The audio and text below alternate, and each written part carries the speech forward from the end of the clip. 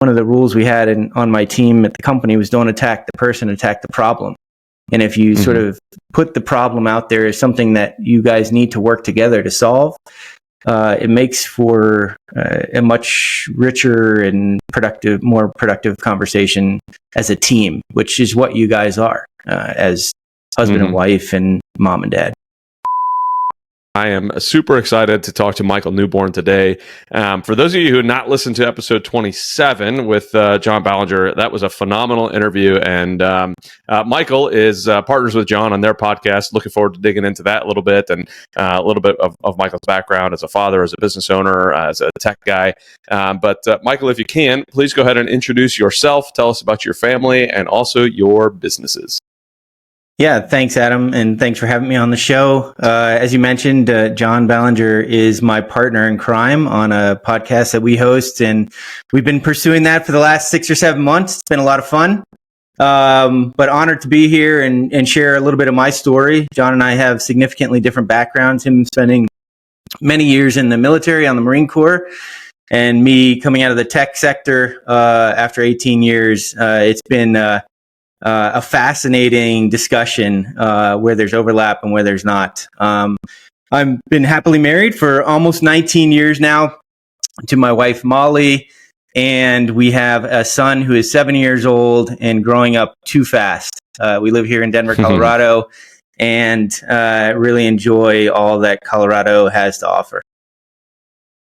That is phenomenal. The joy of having a 7-year-old growing way too fast in your house is something that I can completely relate with. As my 9-year-old was running around in a junior pro-am golf match yesterday with a professional golfer and walking around. He's 9, and I'm like, wait a minute, like, what are we doing? Like, we're on this really nice golf course. He's walking around. I'm like, you've grown up too fast. We need to knock this off. You're only 9.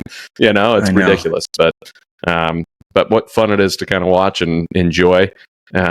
So I've got, like, you've been married for 19 years. Coming up on 19. And you have a 7-year-old kiddo? Yep. Okay. Yes. Yep. Were you guys deliberately waiting for a little while to have kids, or what? How was the plan on that? We got married fairly young, and we wanted to enjoy some of those earlier years just to ourselves, doing a lot of traveling, having fun, working hard and doing all that stuff. And then we made the intentional decision to have a child, and that took a little bit of time. And then Molly became pregnant with our son now, and it's just been an amazing transformation for us and as a family, and becoming a parent. I have zero regrets. It's been a blessing in life, really. For sure, yeah. We only waited, I think, 4 years, and then we had kids every 4 years after that. Like, it was just every 4 years something would happen. But it is the most enjoyable experience of my entire life. Like, it completely changed my entire world and what my plan was and where I was going. Is that something you two knew you always wanted to do, was have kids, or was that like, hey, let's hold off until we're ready? Or what were the conversations like behind that? Yeah, we knew we always wanted to, and then you're sort of in control of timing, but not totally in control. Don't I know it? Yeah. And so, we welcomed it with open arms. Super excited about having a child and now becoming parents. It's just been an amazing journey so far, and as we started out talking, it just goes by so fast. I know that's kind of cliche to say, but it's very true. Yeah, well, it's a cliche for a reason, right? That's we all experience it. So yeah. Well, I want to rewind the life of Michael Newborn and kind of go back to what it was like for you being a kid. Tell me about your dad, your mom, maybe even your dad's dad, and I'll open a little bit of a door. The biggest reason I ask this question all the time is folks who have already sat there and thought back to their, how their dad raised them, especially as men, typically we either run away from what our parents did, or that's just what we do because that's what we saw. So I like to open that door a little bit to understand kind of your history and, maybe even shed some light on how it is that you father now based off of that. So tell me a little bit about who you were growing up and what it was like having the parents you had. Yeah, I have wonderful parents. I grew up in Miami, Florida. My paternal parents got divorced when I was a young child. And then my mom remarried shortly thereafter. I think I was around 6 years old. So, who I consider to be my dad today is my actual stepdad. And both of them were hardworking, middle-class parents. My dad owned a hair salon. My mom was a school teacher and did some little odd jobs to make some extra money on the side. And they sort of taught me early on the importance of work ethic and being there, being present as best as you can for your kids to help and support them academically in sports, and just, key learnings throughout life, just to be there as a sounding board and your closest support network to do that. As my dad is a business owner, I learned some of what it takes to be an entrepreneur from his perspective, and he's a great salesperson in his role.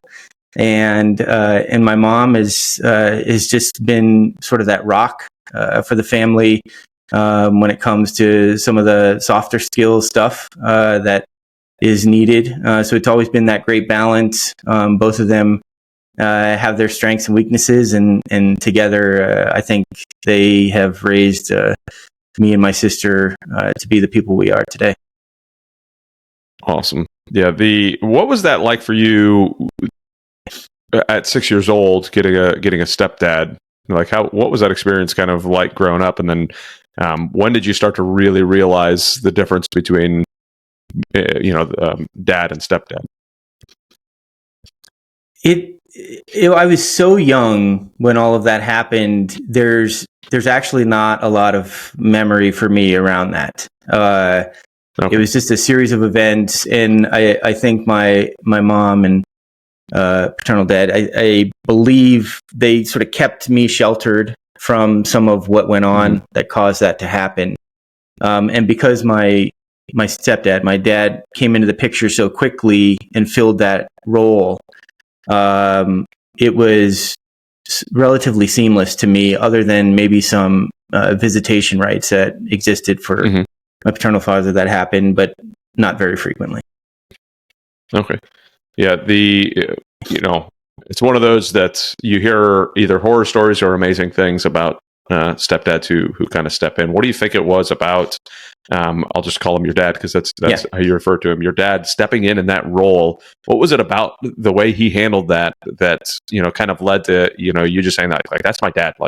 There's no ways around it, because I've seen some horror stories, as I'm sure you have as well, of stepfathers coming in. It's just very different.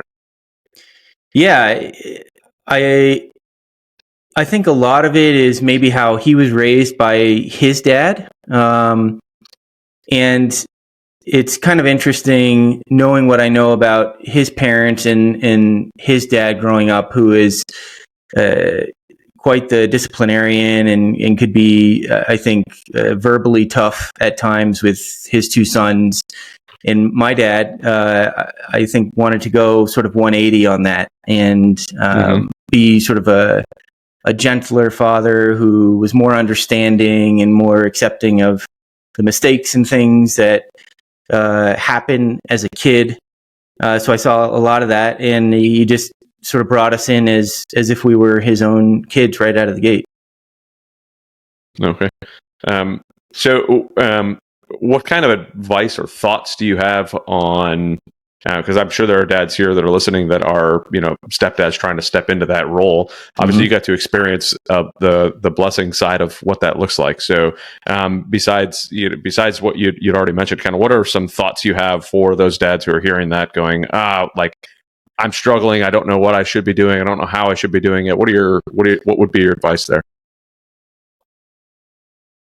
You're part of the family now. You're an important part of the family, and the hope is that as you're stepping in as the stepdad or the fatherly figure, that you have a strong set of core values, and you have an open mind and an open heart and sort of a loving characteristics about you, and just play the part. that you have the privilege to play in this family dynamic. And it's tricky because you have the other father figure who may or may not be present. So it gets complex at the parent level. But for the kids, they don't know any better. So I would say be present. And this applies throughout life all the time. And you hear so many people as they get older and what things are important when they're young and what things are actually important when they get older and wiser. Be present with your family because time is our most valuable asset, and just be there and support the kids as best as possible. I loved the part you have the privilege to play, and I think that's a powerful way of looking at it. And there's no other way that we should be looking at it. It's a privilege to be, whether biological or stepfather. Like that's your privilege. You get to truly enjoy and be a blessing to children in this life. And man, as we are both very well aware, like it doesn't get much better than that. Like it's so awesome. So when you were growing up, right? So you have a dad that's a business owner. What did you kind of get to glean from that as you were growing up, as you were watching him kind of run his business? What did you kind of learn from that? What kind of involvement or thoughts or things did you get to do during that? Yeah, I mean, I got to go into his hair salon, his barber shop, and just witness firsthand, the hustle, managing employees, trying to promote and market the business. And sometimes that requires working hours that are not optimal to make things happen and put food on the table and take vacations and do all the things you want to do as a family. But also having the flexibility as a business owner as well to say I'm not going to be available during these times, and work with your clientele and your employees to maintain sort of business as usual as you grow that. So I think as a business owner, those were the lessons I learned, and my dad is very good at sort of connection and relationships with individuals, which in his business is I'm sure you've gone in and gotten a haircut. There's always small talk and how's life about this, that, or the other. And you get to hear some cool stories. They get some really interesting clientele coming through the door who may be doing very well in life, and other people who are struggling. And those stories are shared with you as well. And that, like the barbershop, is always an interesting place to go and listen to the conversations that go on and how people talk to each other and how all of it works. And, that you could always tell the difference between one of the barbers who's like really outgoing and wanting to do this versus they're just like, I'm not talking much. I'm just going to focus on cutting hair. And for somebody like me, I fall asleep all the time in the barber chair. So it's so relaxing. I'm just hanging out there. I'm surprised I don't have like massive cuts on the back of my head from the random falling asleep that I do sitting in the chair. But I can totally relate. Okay. Yeah. I know. I mean, it is when you can sort of turn your mind off for like those 20, 30 minutes as they're tightening up your haircut and everything. And it is that moment, or those moments to just zone out, and you're trying to pay attention, at least for me, to what someone's talking about. But it is super relaxing, at least in the way that I approach it. And it sounds like the way that you approach it. Oh, for sure. And when I'm traveling, I like to go to like those like fancier places. Yeah. And like the place that maybe they'll give you like a small glass of whiskey or something beforehand. You're in a nice leather chair, and then you like sip on that, and then you get in the chair and you're like, boy, now I'm totally going to pass out on you. There is no keeping me awake at this point. No. So, but man, it's one of the few things that I have in my life where I just get to sit and relax and enjoy that moment of peace and quiet, even though they're buzzing and they're trimming your face or your beard. Like I don't know. It's a whole experience. It's a whole experience. Oh, it really is. I love it. So when you were kind of, did you have any involvement at all in that barbershop business? Did you kind of run around in there at all? Did you help with anything inside the business? I mean, I probably helped a little. This is going back a ways, but just sweeping, cleaning up, doing like little odds and ends of things to help my dad, but not anything of significance. I didn't really get my first job where I was like handling money and things like that until I was in high school, working a cash register at a little convenient shop that existed between the tennis courts for tennis practice. So, but just learning about business from my dad, I think, was the biggest takeaway. And if you're not going to do it, no one's going to do it, and it helps you sort of avoid getting that lazy mindset. Yeah. So, if I recall correctly, you went and got your MBA after you graduated. Is that accurate? Yes. Yeah. Go ahead. No, go ahead. No. I got my undergrad out here in Colorado from CU Boulder, and then a period of time went by where I was working, and work had taken me down to the Atlanta area for a few years. And while I was down there, I decided to get my MBA at Georgia Tech. Okay. What led you to wanting to get your MBA, and what were you doing in the between your bachelor's and master's? Yeah. So a condensed work story is when I started out in the workforce, I was in the financial services industry. I had been investing since a teenager and rode the late 90s boom and thought it was the greatest thing ever. Anybody could make money during that time. And I thought to myself, one day I want to be like a money manager, portfolio manager of assets. And went into the financial services sector, got some of the licenses needed to do that work. And after a couple of years, a recruiter had called my house looking for my wife, actually. And they started asking me some questions about my background. So good on them from a sales perspective. And they said they had an open role that might be interesting to me. It's not in financial services, but it's in the tech sector serving the financial services space. So I was like, yeah, okay, I'll listen and check it out. Next thing you know, I'm interviewing with this company and wound up taking this job where I was in what I guess today would be called like a customer success manager type of role in my space, in the tech space, supporting a book of business of clients in their investment accounting processes and reporting requirements that they had.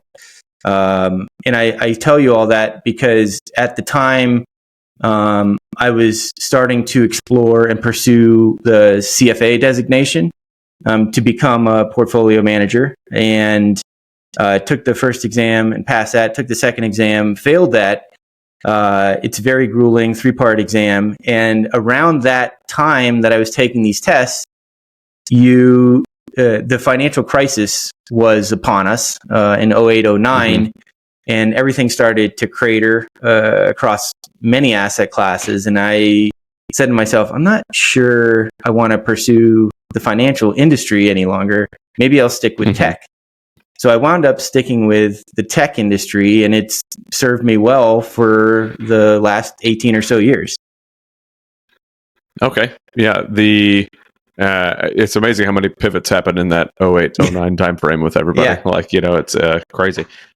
Before I go into the MBA side and the tech stuff, I want to go back to the fact that you said you've been investing since you were a teenager. Where did you get that bug to want to start investing? How did that education come to you? I asked myself that question because I'm not entirely sure how the dots connect. I know my uncle was a gold trader in New York on my dad's side, and that goes back a while. And for some reason, at one point in time, and maybe when Home Alone came out when I was a kid, I fell in love with New York City, and I started to just learn more about New York and my family there and all the sorts of things that I have some sort of relationship to in that city. And and that maybe was one of the dimensions that helped influence why I had a passion all of a sudden for investing. And then probably some friends were also doing it, and they're like, hey, have you bought any stocks? And I was like, no, but I'll look into it. So almost any stock you could buy in the mid to late 90s would go up. And then I started to read Mutual Fund Magazine and some other financial publications to become a better investor. And next thing you know, I have an investment portfolio and still do to this day. It's obviously evolved and changed construct, but that's where it all began. My first stock was Walmart. That's crazy. Oh, well, I mean, that was a wise move. That was a wise move. What led you to choose Walmart? I mean, it was just a well-known brand that seemed to be a durable business under any circumstance. And I think I had read something about their business performance. So that's where I decided to put some money. That's ridiculous. Reading of financial publications, checking out prospectuses. I'm 16 years old, just, light reading in between while I'm in my study hall, like that's ridiculous to me. Like, I didn't even know what a savings account was until I married my wife. And you're over here talking about financial publications and all the stuff. That's so awesome. What did your mom and dad think about this while you were going through that whole process as a teenager? I don't know if they knew what to think about it. If I recall, either my dad helped me or I opened the account on his behalf with this brokerage firm. And next thing you know, we're buying some stocks. And then as the market is rising, they wanted to put some money in, and they also rode that wave. And it just became a fun period and really probably one of those bonding moments between me and my dad to invest together and invest in like some crazy little companies that happened to take off, and we made a few bucks there, and we also lost a little when the market crashed in 2000 2001 in the tech sector. But yeah, I definitely believe it was one of those bonding moments between us that we shared and will live in perpetuity between us. That's phenomenal, and I would imagine you got to, even at a young age, because we're roughly the same age. So I would imagine in that .com bubble that was going on and that tech bust that happened in that 2000 to 2001, you got to actually experience what it was to see some of that happen because you were in there. Where I had zero, I was more worried about, the excitement I had at Woodstock 99 than I was about, what's going on in any stocks or anything like that. Like, it didn't make any sense to me. So were you able to use that experience later on when it came like, 08, 09 timeframe? Obviously very different bubbles than what actually happened. But were you able to kind of see some writing on the wall in a different way than most people your age? There was a dimension of that. I was still in college when that .com bubble burst. So I was still toying around with this investment portfolio, and it sucked to lose some money, but it didn't have probably as meaningful an impact on people who are more established, who had bigger portfolios and were counting on some of that investment to retire and do other things. So going through college and then getting my first job and just focusing on earning some income, it really didn't play a significant part into my future investment strategy, other than I knew that it had happened, and I knew that you didn't want to be highly concentrated in a single sector when investing. So then you go into the 08-09 crisis, and that impacted, really all asset classes. And that was probably a bigger investment learning lesson, witnessing that, and I'm feeling the impacts of some of that than the 2000, 2001, 2002 .com crash. Okay. And you said it was around that 08-09 when you were jumping in to get your MBA as well? Yeah. So just to connect those dots, as the financial crisis was happening and I was studying to get the CFA, I decided that wasn't something I wanted to pursue anymore. And then I doubled down on the tech sector and just some of the roles and opportunities that existed there. And from there, when work took me to the Atlanta area, I said, I was pursuing the CFA. That's not an option that I want to pursue anymore.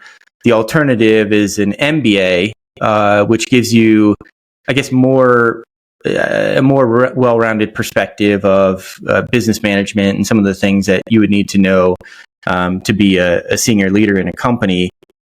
With that said, just taking the first and second exams of the CFA program taught me a lot of financial fundamentals that I was able to apply, not just in the MBA program, but also in a lot of the work that I've done in life. So it's always looking back, it's really interesting to see how all the dots connect. But even though I didn't pursue that and see it through to the end, I'm very grateful for having pursued it at all and learned some of the things that I did. And there's certain parts of math and finance that come easy to me, and then there's other parts that took a lot of extra effort to learn in that program. And I think from just sort of the learning building blocks, I was able to evolve myself and how I go about learning things that I can apply to all parts of life. Okay. How do you think your experience in the MBA program helped you as far as your acumen in the business, in the tech sector that you were in, continuing to run through that? The MBA program, I think, helps in three important ways. One, if you go to a established brand school, a well-known brand that has global reach, you have an amazing network through that MBA program after you graduate. And then the MBA program I was with at Georgia Tech was made up of students not going from undergrad right into a graduate program, but who did their undergrad, went to work, and then came back to get their MBA. So you're learning from your peers who may or may not be in the same industry and who may or may not be in different levels of the organization that you're trying to get to or want a better understanding around.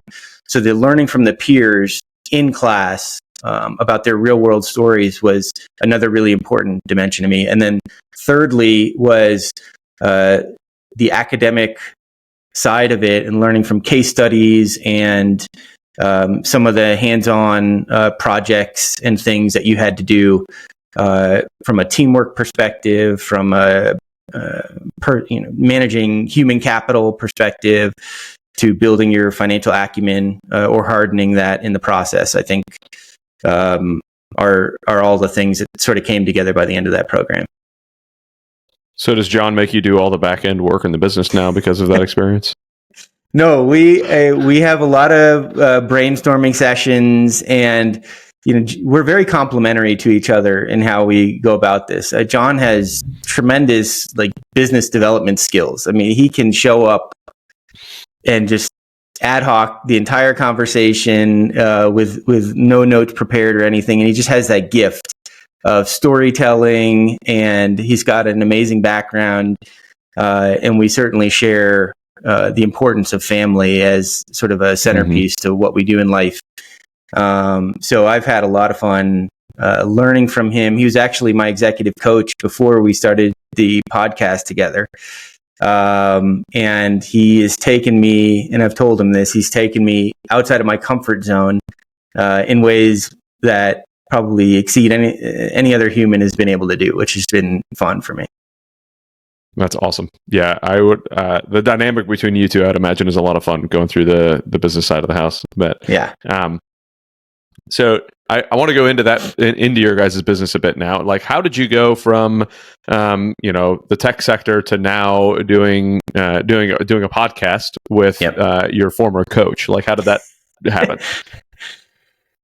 So if we rewind to early 2023, that's when I engaged with John on some executive coaching work. I wanted to work on a few things as a team leader on the product side of a tech company. And so we focused on those. And towards the end of that engagement, John said he was going to be up in my part of town, wanted to meet over coffee in person. And we had done everything virtually. So we find a date to meet up, grab some coffee, head back to my house, and sitting on my couch, sipping our coffee, just talking about life. And I literally looked over to him. I was like, "Hey, you want to start a podcast together?" And he's like, "Yeah, let's do it." And the next thing you know, we're talking about topics we want to cover and when we wanted to record our first episode, and just started to create a Google Doc and put together thoughts to paper and record our first episode, see how it went, and iterated a little bit on that, figured out the rest of the pieces, and here we are 30 or so episodes later. That's awesome. So what was it like kind of building that? I mean, obviously, you just gave us a wide brush over of what that looked like, but you go from sipping on coffee to, let's totally do this, and building something that seems to be running pretty well at the moment. So talk to me about how did you guys start those discussions? How did you guys work out business plans? How did you guys think through all of that? Or did you guys think through all of that? We thought through the production process, and fortunately we had a contact who had been doing podcasts for a long time, and had some success with a couple of them, some big success with a couple of them. So we leaned into that knowledge base to help us produce and distribute what we were going to do in a very professional way. And you were asking, like, so what's the path from going to like 18 years in the tech sector to doing an online media company? There's some surprising similarities, at least for where I've spent my time in the tech sector. About half my time has been spent on R&D in the product side of the business, and then the other half has been on go-to-market, whether it be sales or partnerships and things like that. And sort of melding those two things together into online media, which is sort of a derivation of the tech space that I came into, I was able to apply those skills from those roles in tech to building a product, which in our case here and what John and I are doing, the product is the conversation. So how do we engineer high quality conversation around a theme, and then start to introduce different elements as you start to get some traction and people are paying attention and you're starting to build an audience. So we really approached it, and this is one thing I can certainly attribute to my time working with John, is getting 1% better every day. How do we focus on getting 1% better every day, which over time, I think Adam Grant can be attributed to the person who sort of like catalyzed or memorialized that concept in his book. But it's easy for people to achieve that goal, and over time it has significant compound effects. So as we're putting our thoughts to paper and we're focusing on like the core of what we're doing, we need some technology, we need a theme. We want to know, we sort of like put some parameters around how many episodes we wanted to do as a series. And then if we hit benchmarks, we would continue. If it was a total dud, we would shut it down. So we did have, sort of that idea in our mind. And then our producer helped us think about other things that help go from good to great in terms of podcast content. And then here we are. I don't know if that answers your question, Adam, but hopefully. No, yeah, it does, for sure. Yeah. The process of starting a podcast, you and I think right before we started recording, I was talking about how I think I've released 42nd episode is getting released on Monday at the time of this recording. So by the time this comes out, who knows what number we'll be on. But like the 42nd episode coming out, and I'm like, boy, I wonder, I should probably come up with something to do, and on how, like a direction besides just having a conversation. Because my whole intent was, let me sit down and just have good conversations with dads who are business owners, and how we can all be better at both of those things, better business owners and better dads. Because my experience in the military was a lot of divorce, a lot of broken families, a lot of just stuff that I didn't want to. I want zero part to be of my family, right? So, I left the military so that I could stay home and be a dad and love that portion of my life where I was gone constantly before. So really, that has been my whole intent this entire time, is just have good conversations and try to become a better dad. So I love that. I mean, you even said you have a producer, and I'm like, oh, maybe I should do something like that. Have a producer. It's like, maybe I should do something like, I don't know, because I've got like no plan behind it. So, maybe I should go get an MBA, and that'll tell me how to what to do and all these things, right? So experience is probably the best teacher, and I think if you're not doing stuff and making mistakes, you're probably not pushing yourself into new areas for growth. And having the producer was helpful, just to probably sidestep some landmines. But we still make mistakes on some of the things we do and evolve what we're doing. The genesis for me personally. One thing was last year, my son likes to watch YouTube and watch like Lego videos and Minecraft videos and things like that. And as many adolescents these days want to do, they want to like start their own YouTube channel or start some kind of like social media presence. And I really didn't know anything about that world. I was, more on business and B2B software. So there was a small part of me is like, you know what? I'm gonna figure this out. I don't know if I'm gonna do well at it, but I'm just gonna learn the pieces of it, so that one day when my son is a little bit older and we're okay with the idea of him starting his own social media stuff, I can at least talk to some degree about the learnings, successes, and failures that I had in the process, and share that wisdom with him, and he can do his own thing. Yeah. No, for sure. And I'm terrible at the social media side of the house. I've never been, me personally, right? There's a reason I have an assistant, because I'm not good at it at all. So I was a counterintelligence guy for a long time. So I didn't even have my real name on Facebook. I didn't nothing. I was you would have a hard time searching for me. I went through so much, because of some other things I was looking at doing, is reaching out to, I had a couple when I was a dog handler. When I was in Iraq, I had a few news articles written about me and my dog. And so I would reach out to people hey, can you please erase my name off the internet? I did not want my name anywhere out there. I literally was reaching out to people please delete all this stuff. And now all of a sudden I'm running a large company, and we want our name to be out there. You want it everywhere. It's no, I don't it's so difficult for me to still to wrap my brain around. And it's almost social media is an icky word for me. It's I don't want anything to do with that. But at the same point, it's the way of the world at the moment, because I've done the same thing with my son. I've seen some of these he's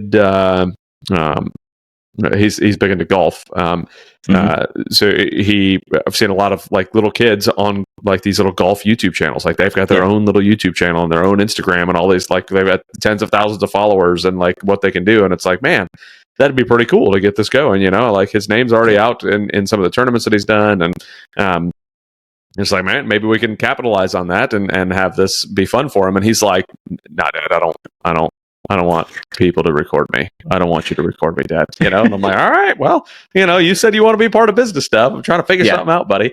That said, what are your thoughts? Obviously, at what point would you like to include your son in that type of conversation? At what, not necessarily, hey, let's get you onto social media, but hey, or maybe you already do it. Hey, this is business. This is what Daddy does. This is where I'm at. When are you going to, or have you already started to include him on those types of conversations? Well, I think one of the questions that was asked as we led up to this podcast was, what does your son think you do for a living? So I asked him, and he said, "Dad works on the computer." So that's his perspective of my work, which is fairly accurate. Most of my professional life has been, behind a screen and a keyboard. Now it's got a microphone and a headset more than ever, but I don't know. I don't know how to explain it to him right now, what this looks like or how it will turn out, other than some of the important elements of it.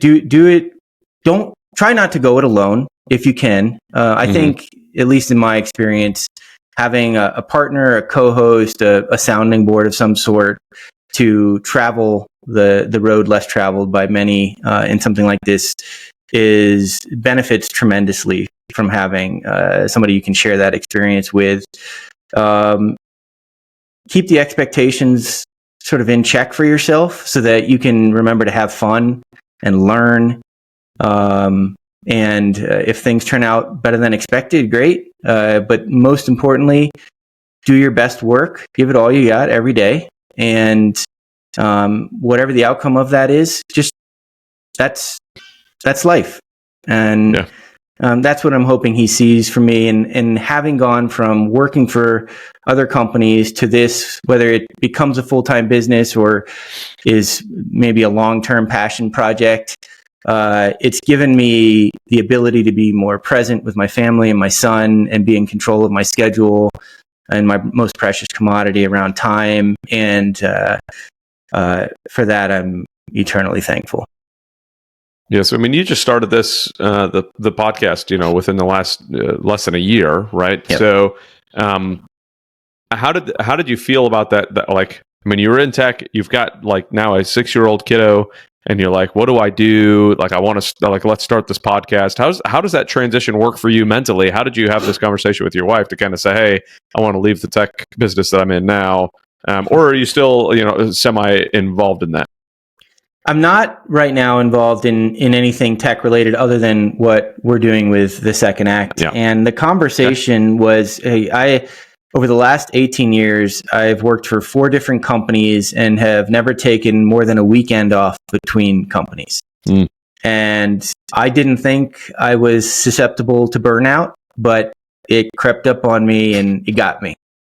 And by the end of my tenure at the company that I left, I was just feeling it. And it's really hard when you're in a leadership position with a team and you need to be that strength within the team, no matter the circumstances, to help continue pushing them and the work and the company forward. So, I could see and feel probably at home like the stress was starting to just interfere with how I was able to enjoy life with my family. So I talked to Molly, and as this came to an end, I was like, "Hey, I'm gonna try this out for 6 months, a year, and see where it goes." And we'll check in with each other, and if we're not making any progress, I'm a pretty logical minded person, and we've been smart about how we've managed life and finances. We're not going to put our family in a situation where it's detrimental long term. But let's give it a try and see what happens. And having I think a strong relationship and understanding with your spouse is really important in that decision-making process. And I'm very thankful that she's open-minded and willing to travel that road with me. Yeah, I think I've said it probably 100 times on this podcast that one of the best things, the best decisions you can make is who you marry, right? Or it could be the worst decision you've made is who you marry. And it just, it sounds like you've got a super supportive spouse that is behind you. And it sounds like it also that the key to all of that has been the communication between the two of you guys. Yeah. What is that something that you, obviously to a point we all have to learn how to communicate better with our spouses, and we should be again on that 1% better train every day as well. But like, how did you guys start with your communication versus how has it transitioned over the years? And then how did throwing a kid in the mix of that change how you guys communicate with each other? Yeah, I'll double down on communication being highly important. And when I was out to dinner with some colleagues at my last company, we were chatting about life, and they weren't married as long as I had been, and they were surprised at how long I had been married, because I married in my mid-20s. And they's like, what's one of the most important things, that's kept your marriage together and helped you sort of last this long? Because divorce rates are so high in this country. And I said communication, and no one's perfect at it. And as you learn from each other and learn about each other through life, my wife has lived with me longer now than anybody in my life, which is kind of a crazy thing to say. Keeping things bottled up or sharing things in a way that's not constructive to the relationship or the family can only do harm. So I would say approach things from your point of view, and without, one of the rules we had on my team at the company was don't attack the person, attack the problem. And if you sort of put the problem out there as something that you guys need to work together to solve, it makes for a much richer and more productive conversation as a team, which is what you guys are as husband and wife and mom and dad. For sure. And I think the communication needs to start from the very beginning. For me, I always recommend that people have a lot of those conversations, a lot of the tough conversations before you even get married. You should know whether or not you both want to have kids. You should know about managing the finances together. You should know about all of these things, like what your future is, like what you guys want your future to look like.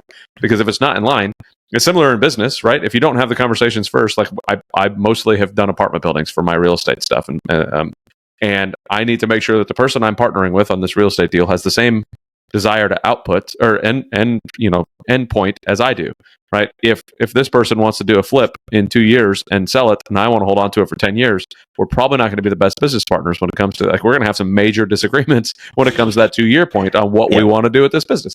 So if you don't have the conversation before you get married, like, you're going to have some major disagreements. And if you haven't already established your ability to communicate with each other and have those conversations, then boy, are you in for a world of hurt. That doesn't mean that you're guaranteed to get divorced or that things aren't going to go well or that you can't work through it, because you can if you guys are both willing to do it. But man, oh man, like start the relationship off right with the right level of communication, so that way you don't get into a pickle much later on in life. Because man, oh man, could it come back to bite you quickly. Like, finances is one thing I never talked to my wife about before we got married, and I'm not recommending this to anybody, but I thank God we didn't, because my wife knew how to save money and I knew how to spend money. So if we would have had the conversation, she might not have married me, right? She might have been like, wait a minute, I don't want to marry this guy, right?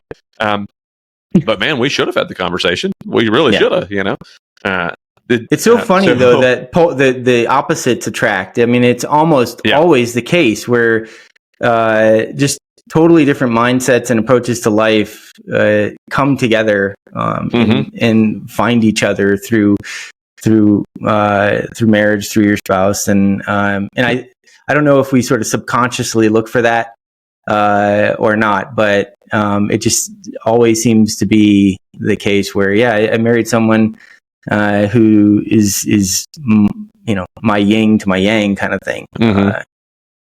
So it would have had to been very subconscious for me, because I looked and said, "There's a very pretty woman that wears a gun and rides a motorcycle." There you go. Sold, right? Sold. Like I don't know what else to do. I'm sold. Like, how do I make this happen now? But then I got married and I said, wait, you have a savings account? Your check goes directly to your savings account? That doesn't make any sense. Like, it literally made zero sense to me. And like, she's still, like, even after we've been married for a while, she'd be like she goes working at the embassy down in Bogota, and they had her at the I forgot the name of the hotel. It's one of the JW Marriott, right? So she's on like one of the top floors of the JW Marriott. They're the government's giving her a bunch of money every day for per diem and all this stuff. And she's in a room making peanut butter and jelly. Like, I was like, what are you doing? Like, that does not compute in my brain. I get that you're making, or that you want to save money, but you're getting an extra like $160 a day for food, and you're like literally buying a loaf of bread and making peanut butter and jelly in the morning. And that was never me. And so now she's kind of started to understand the other side of it, of enjoying some of the money that she's, and this goes back to why I ask about people's parents at the beginning, is like, she started to realize, like, I get a lot of this because, like, I was raised by my mom, who was born and raised in Cuba, and this is where she so she takes a lot of that, like, hold on to your money, don't trust anybody with it type of thing from her mom from Cuba. Where I was like, I saw my parents paycheck to paycheck all the time. Like, hey, we got our paycheck. This is how much money we have to spend until the next paycheck, So we had such polar opposites in how all of that was done. But man, oh man, do we make a phenomenal pair now. So, I want to go back to the one question about how did communication change once you brought a kid into the relationship. So now you have a 7-year-old son. That had to be there's a couple strings I want to pull here. Is one, you said you didn't think you were a person that could experience burnout, right? And then 6 years after having a kid, you're jumping ship, saying, hey, I'm burnt out, I need to do something, right? So was it that you didn't think at the time when you were going through all of that you couldn't experience burnout, and then all of a sudden having the kid added to that, or changed at least your view of what burnout was? Or when do you think you kind of felt that trigger of, no, I really can experience burnout, and how did that come up to you? I think I mentally told myself that I'm not the kind of person that can experience burnout. And I don't think it has anything related to my son coming along. I think it's like, I told myself I was weak if I was open about the idea of experiencing burnout. But now I'm more comfortable being vulnerable and sharing that information, because I know there's other people out there that experience that. Oh boy. And we must have had art class. Nice. What are we doing What you here? got there? What? You're trying to put art on my head? Right. What That's do pretty we cool. have? You don't really know what you built? All right. This is interesting. It looks like a porcupine on top of a porcupine. I don't know what we have here. But That's cool. Very cool. Was this what was in your art book to do for art today? No, so I just actors on. All right. Nice. Those are quite the claws and all the stuff we got going on. I'm going to leave this right here to stare at me during this podcast. Fantastic. Nice. All right. There we go. All right. We're talking about burnout. Do you know what burnout is? Not a clue. Not a clue? No. So it's when you get so exhausted from what you're doing that you feel like you can't continue doing it. Have you ever felt burnout as a 9-year-old? Yeah. On what? With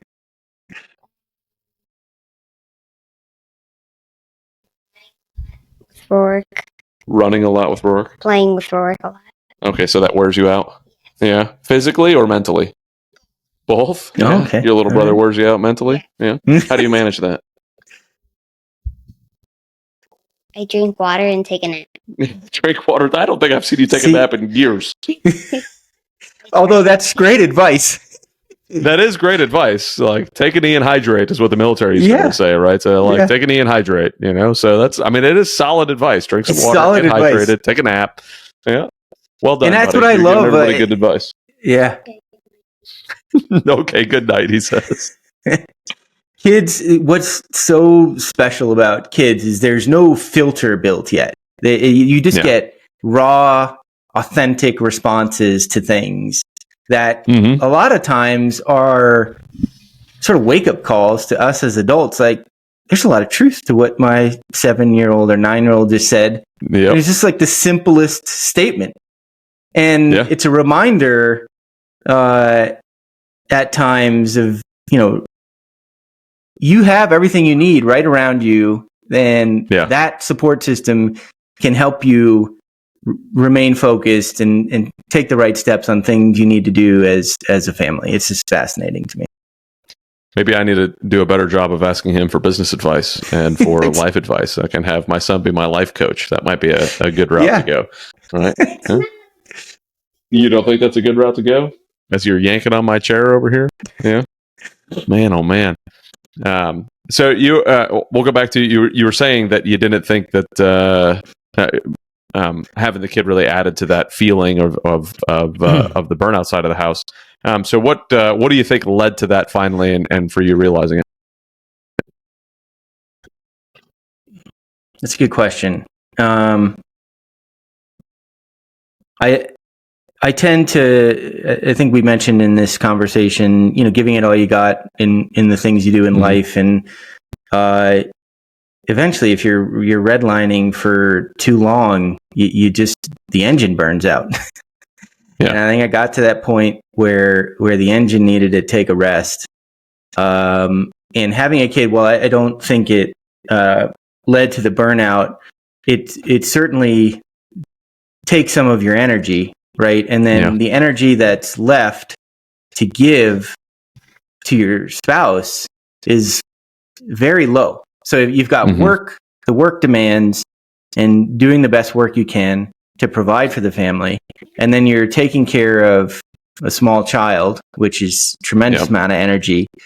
And so I think that's been the biggest learning as a couple once you have a kid, is still remembering and doing things as a team together and respecting each other and finding time for each other that can be very hard to do. And so we talk about that, and we talk about, what can we do together, even if it's just, going out to lunch once a week with each other and talking about life or just talking about whatever, but making time for each other along with the communication are critically important as you introduce little ones into the picture, I think.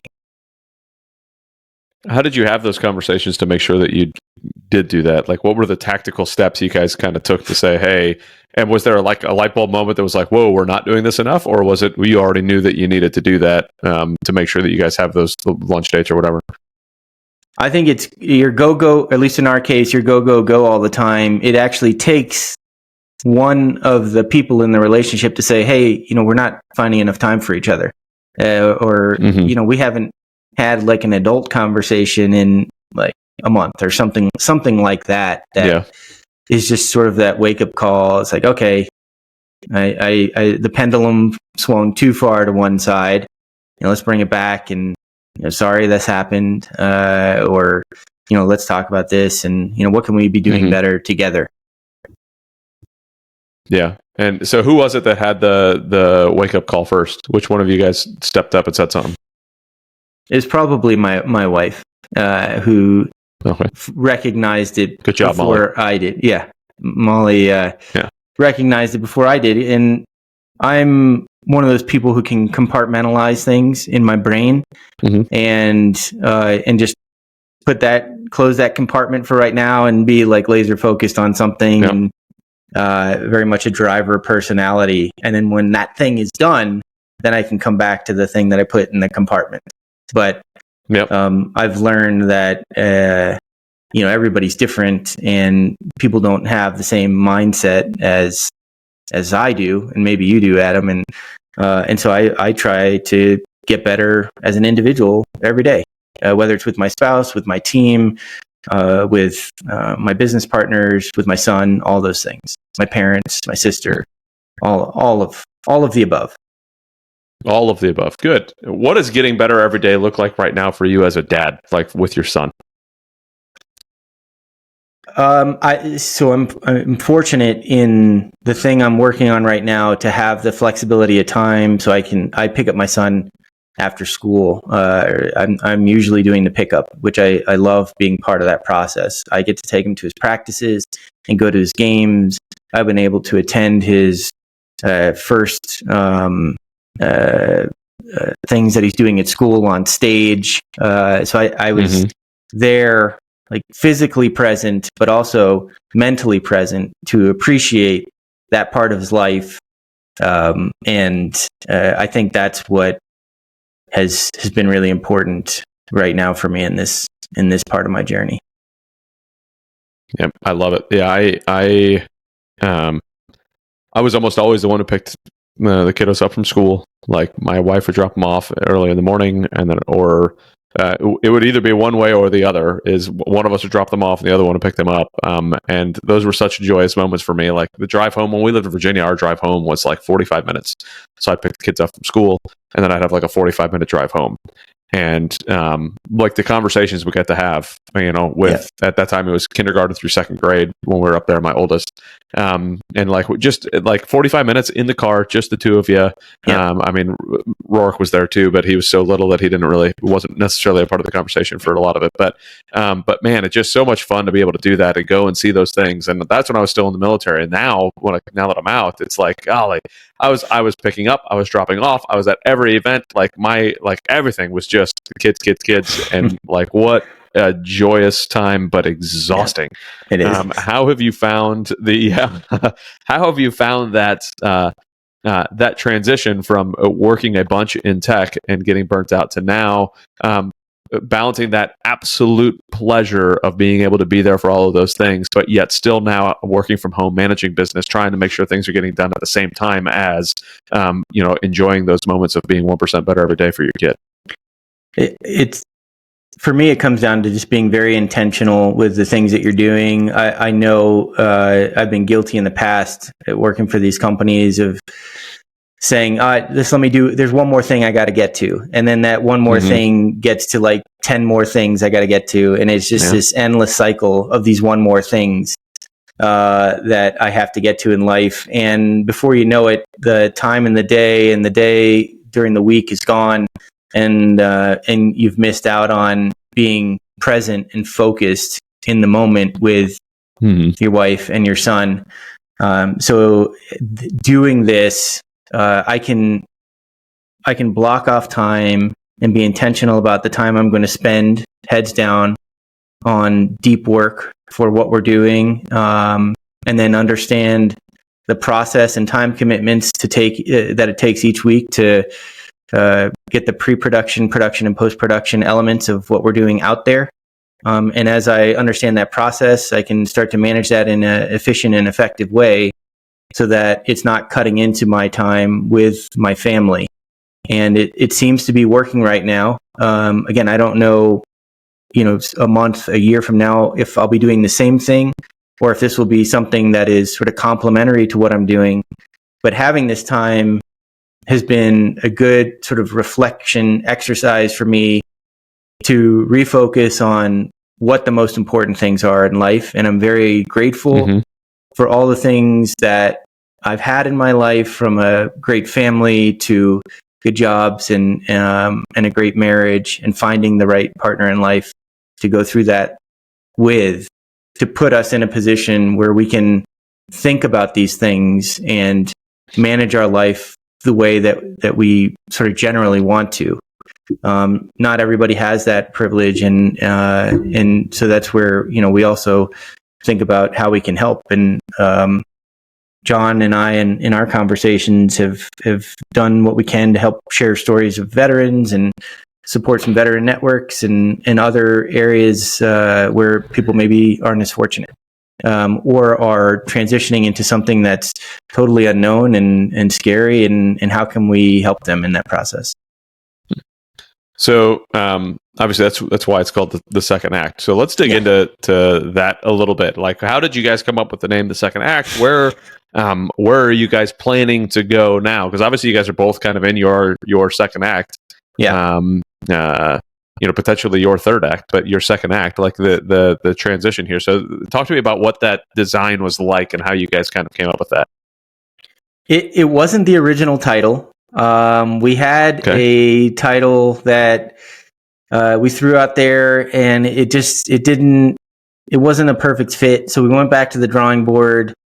And when we went back to the drawing board, it was around the time that I was leaving, and John was maybe a year, just under a year into his transition out of the Marine Corps and into civilian life, pursuing entrepreneurial things. And we threw out The Second Act as the title with Michael and John, and it just seemed to be the right fit at that moment about what we were experiencing. And it helped us shape the conversation less around some of the original topics we had and more around just being our authentic selves and the things that we're going through in the process in what we're calling the second act. And then as we're talking and iterating and evolving our conversation, we had the idea of introducing guests who are on their second acts. And it's a term that conceptually can mean a lot of things, but people will sort of understand it, whether they're on their first, second, or 10th act. Conceptually, it's like, hey, I'm doing something different than what I was doing before. It could be a side hustle. It could be full-time entrepreneurship. It could be a passion project around something in the nonprofit sector, whatever it may be. But it's given us a chance to build amazing connection with individuals who have interesting life stories. And a lot of times they're just ordinary people who are trying to do extraordinary things in the second act of their life. And it's just been a lot of fun in that respect, in that storytelling, connection building process. What's your favorite story thus far? Whether it's one of the two of you or one of your guests, what's been your favorite story thus far? Or the most impactful story, whichever you'd like to go with. I remember interesting things from each of our guests, and which is sort of odd because you meet so many people in your life, and a lot of times they're transactional relationships, right? Like they're people you work with, and you don't get to know them as a person. But in this process, we really are trying to understand their life and have them share important moments from their life that they can memorialize and pass on to others, good or bad. And then how they're thinking about doing something significantly different than before. I could pinpoint something from each of them, but we recently had a guest on, Martin Skay, who is in the business of solving the affordable housing crisis.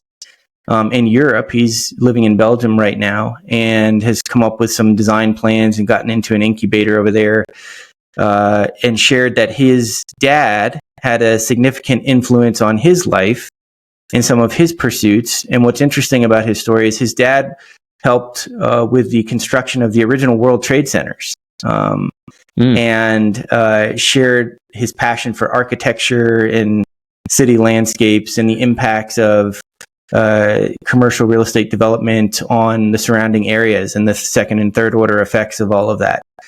But then we had and Martin's sort of in sort of the later stages of his life. So he's on, I don't know, maybe his third or fourth act, I guess you would say.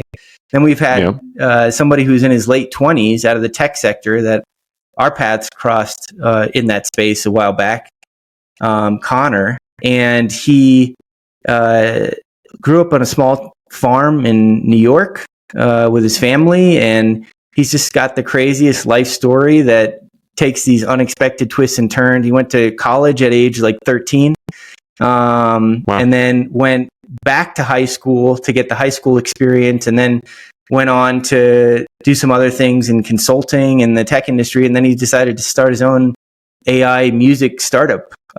So everyone's got such a fascinating dimension to their life, and it's what makes our process rewarding in that respect, I guess, is learning those things. And I think John and I pick up a lesson from each one of those discussions.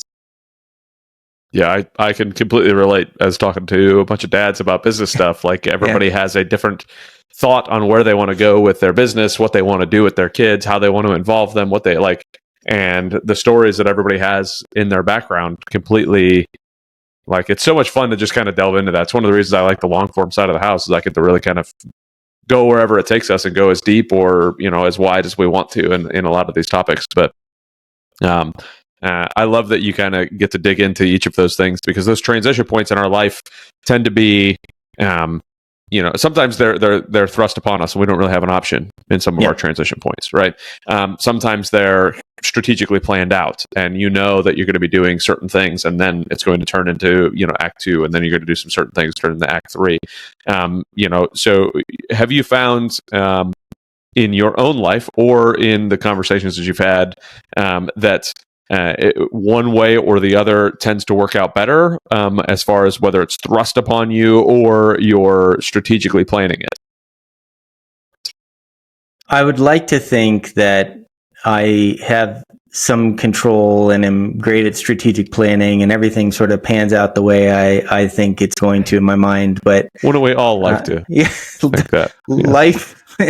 Life teaches you that that's mostly not the case. And as you get older, you just, or at least for me, in my case, I have learned to adopt more of a go with the flow, control what you can control mindset, and then just adapt as things are sort of tossed your way. And so, yeah.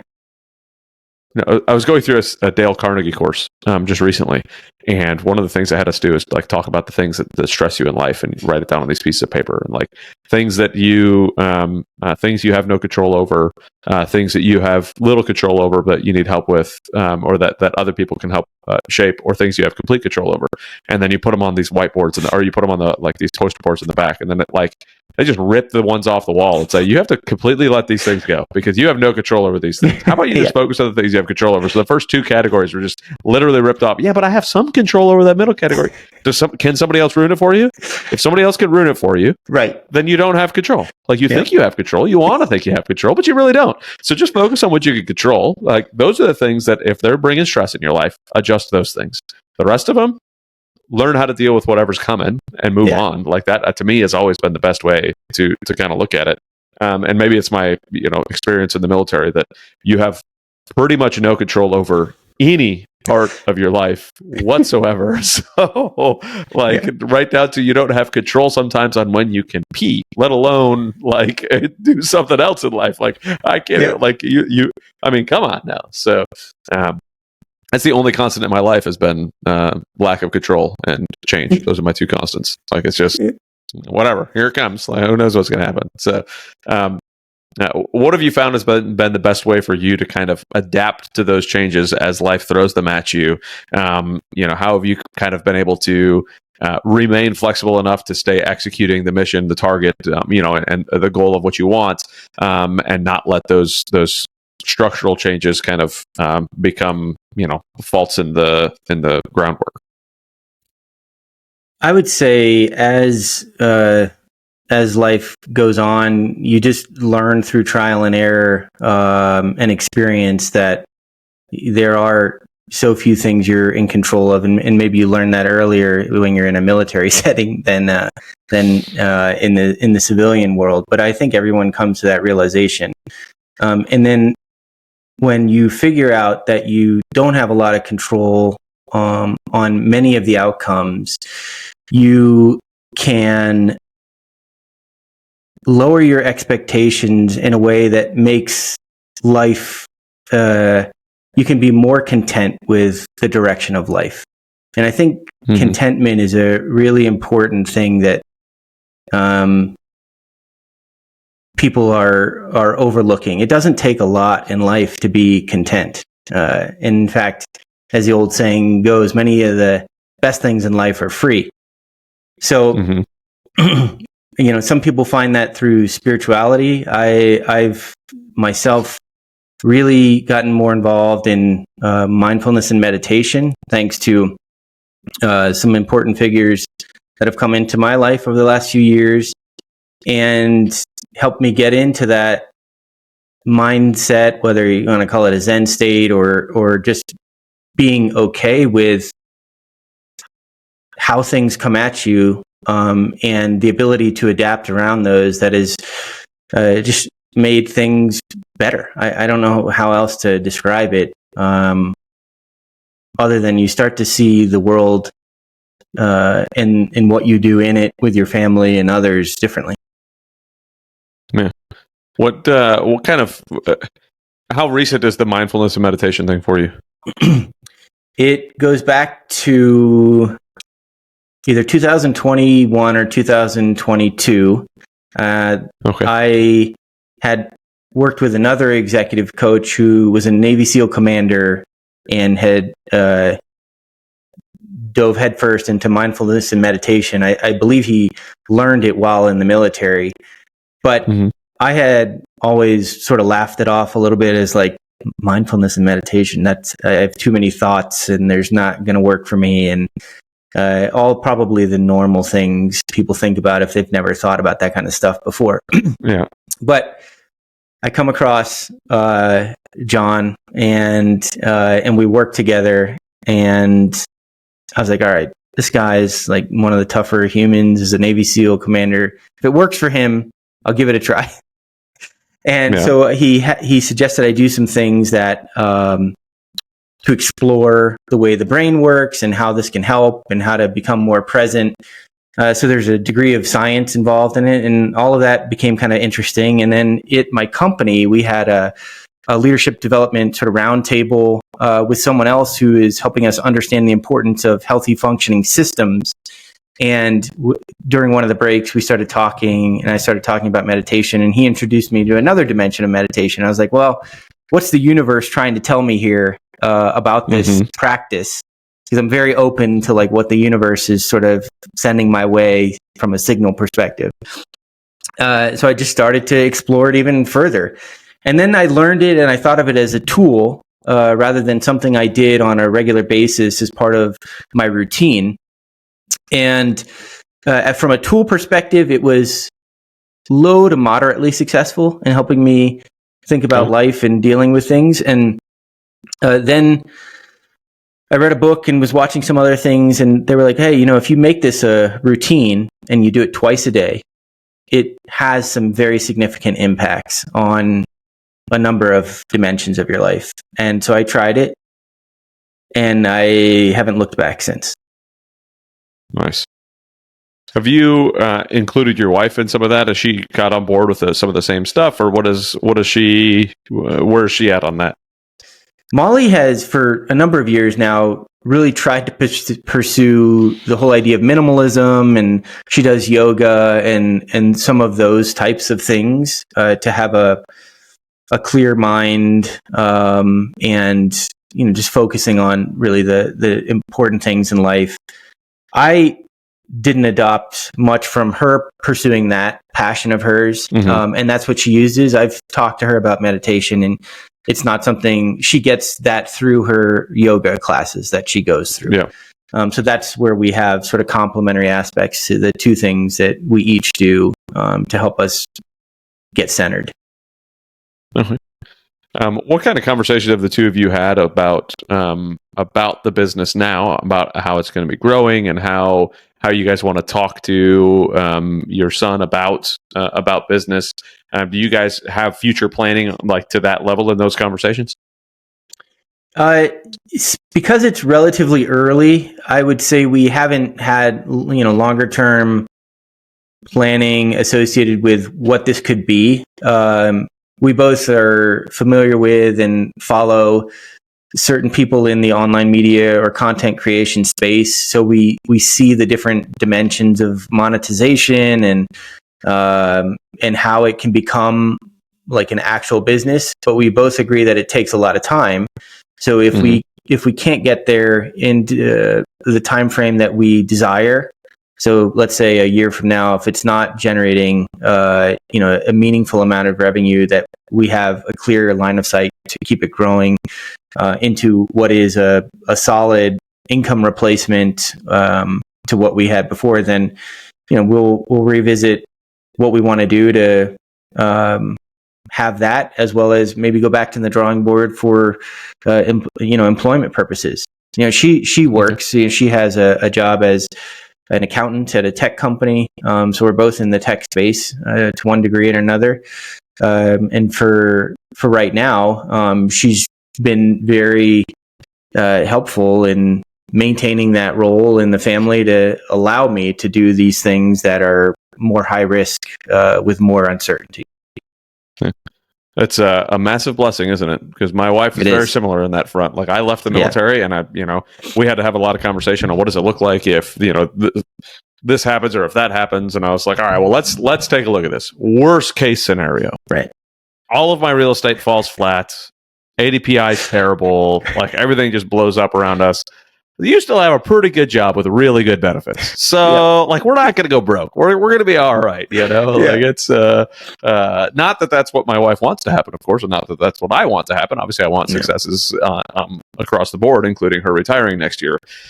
Can't wait. But like there's gotta be some give and take as a backup. And, she has trusted me massively in this journey, through the ups and downs and all of this stuff, and we've had to have those conversations. Okay, well, what happens when we have to readdress this, or where at what point do we want to adjust this? And again, it all comes back to me, to the conversation. Like, have good communication with your spouse across the board,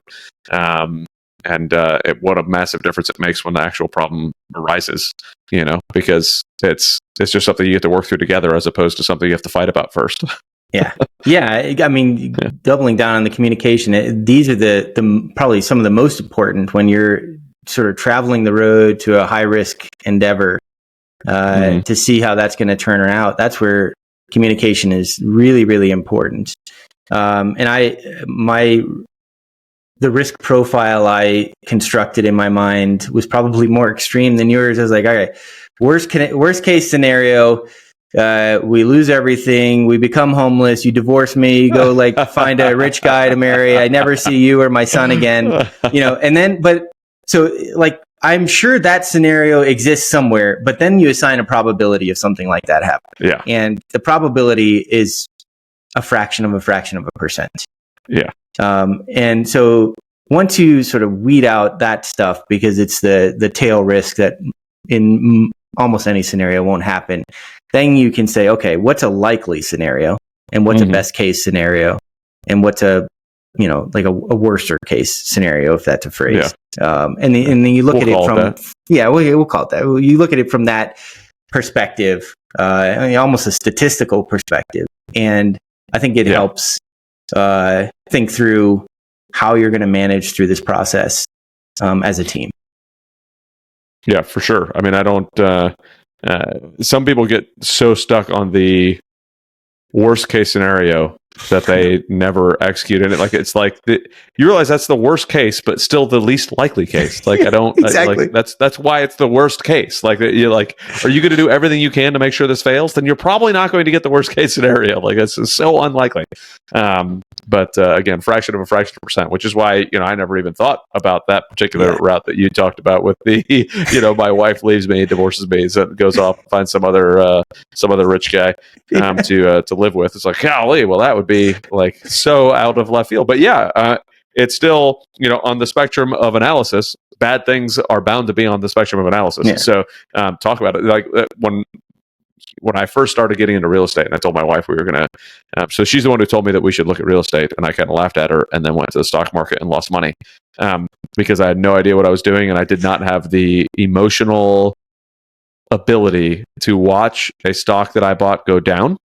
Yeah. I couldn't handle that. So I immediately would sell it so that I wouldn't lose more money. And I was like, well, you bought that stock for a reason, you idiot. Like, what are you doing? Like you bought it because you thought that company was going to be good. So keep it in there, not because you didn't realize it was going to go down next week. Right. So, but then I finally started buying real estate, and I told my wife, I said, look, I think there's going to become a time where I'm going to look at you and say, I'm sorry, honey, we lost $30,000.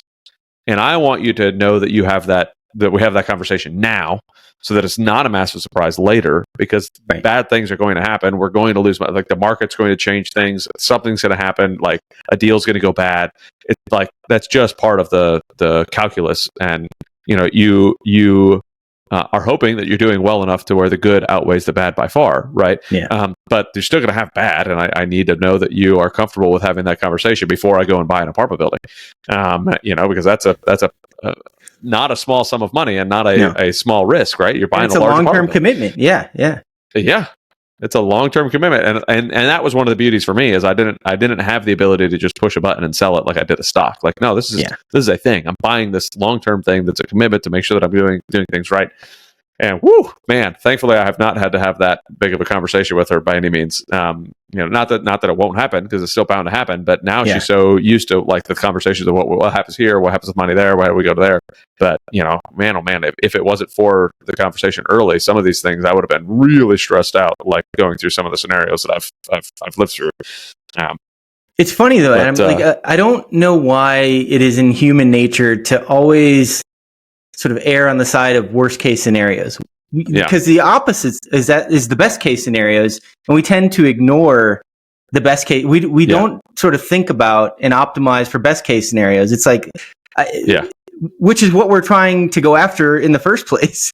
Yeah. But we always tend to err on the side of worst case scenarios, and it's just funny how the human psyche works. We could go down the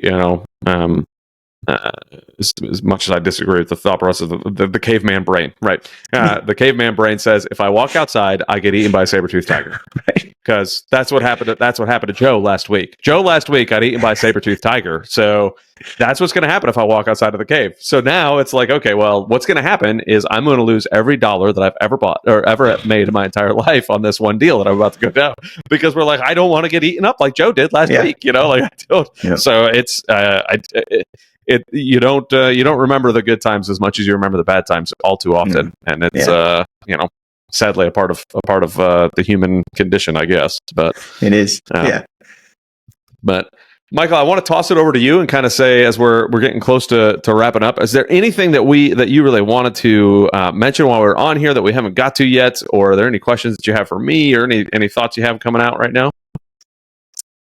No question. I'll just share, and this is through the voice of others who have come before us, and that I hear all too often now when I read stories. As dads, as husbands, as adults, one of the biggest regrets a lot of people have later in life is not what they thought was the definition of success is not really the definition of success, and the most important thing is that they missed out on is time with their families and friends and colleagues. And just as a reminder, to myself as much as anybody, we're all going to be old one day, and take advantage of the time you have with the people you love now, because you can't get it back. Yeah, very, very true. And, especially as fathers, as parents, like, there's that book, 18 Summers. You only have 18 summers. Who wrote that? Was it James Cleary? I don't remember.